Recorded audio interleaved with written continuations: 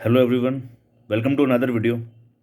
आई know new year है और new year पे ज़्यादा पढ़ाई की बातें नहीं करनी चाहिए, जनता बोर हो जाती है। बट अब क्या करें यार, मैंने जो पढ़ा है, जो मुझे इंटरेस्टिंग लगा है, वो तो मुझे बताना ही पड़ेगा, राइट।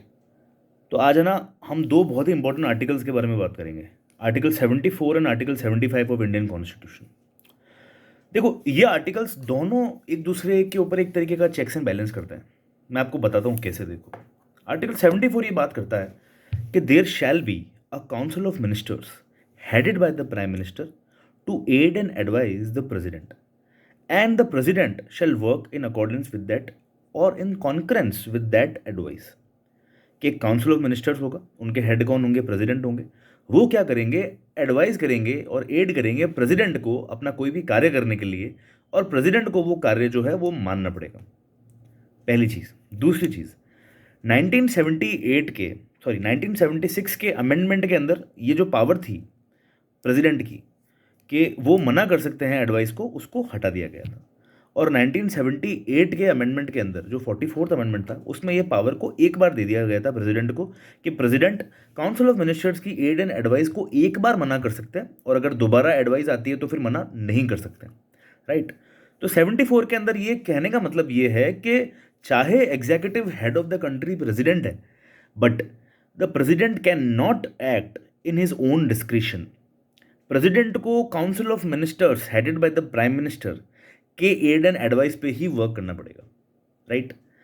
तो इन्होंने क्या करा भाई, पार्लियामेंट्री डेमोक्रेसी को ऐसे इस्टेब्लिश किया 74 के थ्रू, आर्टिकल 74 के थ्रू। कैसे? कि एग्जीक्यूटिव हेड चाहे प्रेसिडेंट हो, बट वो वर्क किसके एडवाइस पे कर रहे हैं? वो वर्क कर रहे हैं on the aid and advice of council of ministers. तो इसीलिए आर्टिकल 74 बिकम्स वेरी इंपॉर्टेंट। तो इफ समवन आस्क यू कि what is the base, what is the soul of, which article signifies the soul of parliamentary democracy in India, that is article 74। ठीक है। फिर बात आती है आर्टिकल 75 की। देखो, आर्टिकल 74 के अंदर क्या करा इन्होंने? प्रेसिडेंट के पास में बहुत ज़्यादा पावर्स छोड़ी नहीं, काउंसिल ऑफ मिनिस्टर्स ने अपने हाथ में रखी पावर्स। लेकिन फिर आर्टिकल 75 ये बताता है कि the prime minister shall be appointed और will be appointed by the president, ठीक है, and the ministers are appointed by the president on the advice of the prime minister। President किसको, प्राइम मिनिस्टर को कौन अपॉइंट करता है? President appoint करता है, ठीक है। और मिनिस्टर को कौन अपॉइंट करता है? वो भी प्रेसिडेंट ही करते हैं, but on the advice of the prime minister. बाकी मतलब मिनिस्टर्स को अपॉइंट करने का डिस्क्रिशन नहीं है प्रेसिडेंट के पास में। वहाँ पे क्या करना पड़ेगा? प्राइम मिनिस्टर की एडवाइस पे काम करना पड़ेगा। पहली चीज़। दूसरी चीज़ भाई, उसमें एक चीज़ और है, बट वो इतनी इंपॉर्टेंट नहीं है, कि भाई 15% से ज़्यादा नहीं हो सकता है council of ministers total strength of the house of the people. पर जो मैं आप पे पॉइंट करना चाह रहा हूँ, उससे इसका कोई रिलेशन नहीं है। फिर एक अगला एक आता है, क्लॉज 2 आता है आर्टिकल 75 का, जो ये बोलता है कि द काउंसिल ऑफ मिनिस्टर्स और ministers shell work at the pleasure of the president. President के प्लेजर पे काम करेंगे। कहने का मतलब प्रेसिडेंट जब चाहें वो क्या कर सकते हैं? प्राइम काउंसिल ऑफ मिनिस्टर्स में से मिनिस्टर्स को रिमूव कर सकते हैं, उनको डिस्क्वालीफाई तो नहीं बोलूँगा, उनको हटा सकते हैं, उनको रेजिग्नेशन देने के लिए बोल सकते हैं।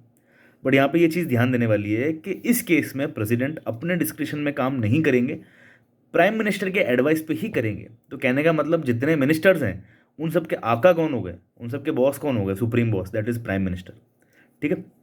फिर बात आती है क्लॉज 3 के अंदर, जो कि सबसे इंपॉर्टेंट क्लॉज है आर्टिकल 75 का, कि the council of ministers shall be collectively responsible towards the house of the people.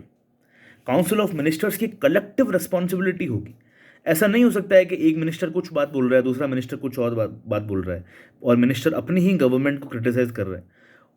भाई वो डिस्क्वालीफाई हो जाएंगे, उनके बाद में पूरे के पूरे काउंसिल ऑफ मिनिस्टर्स को रिजाइन करना पड़ेगा। तो उनको एक मतलब सिंक और स्विम टुगेदर वाली बात है, एक नाव में बैठ गए, अब या तो साथ तैरो या फिर साथ में डूबो, ये सीन हो जाता है। तो इसीलिए सभी मिनिस्टर्स को क्या करना पड़ता है? कलेक्टिव रिस्पॉन्सिबिलिटी का पालन करना पड़ता है। और ये किया क्यों गया है?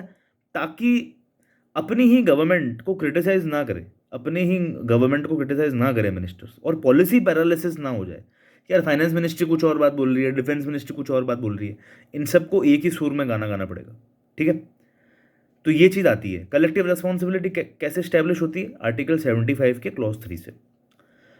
तो एक बहुत ही फेमस लाइन चलती है मतलब पॉलिटिकल साइंस के गलियारों में, वो ये है कि the council of ministers is collectively responsible towards the parliament in general and towards the Lok Sabha in particular. फिर सेकेंड लाइन चलती है कि the ministers are have an individual responsibility towards the president.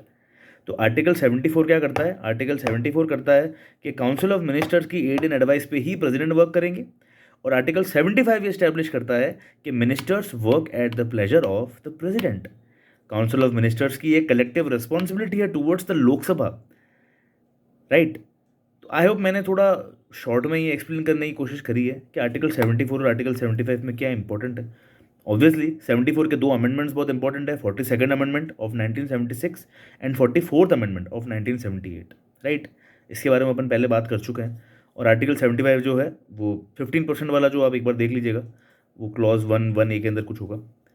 तो आई होप ये video आपको समझ में आया होगा, और यही मतलब न्यू ईयर का पहला वीडियो है पढ़ाई वाला। तो आई होप ये साल बहुत अच्छा जाए आप सब लोगों का, और कॉन्स्टिट्यूशन पढ़ने में मज़ा आए। Thank you very much.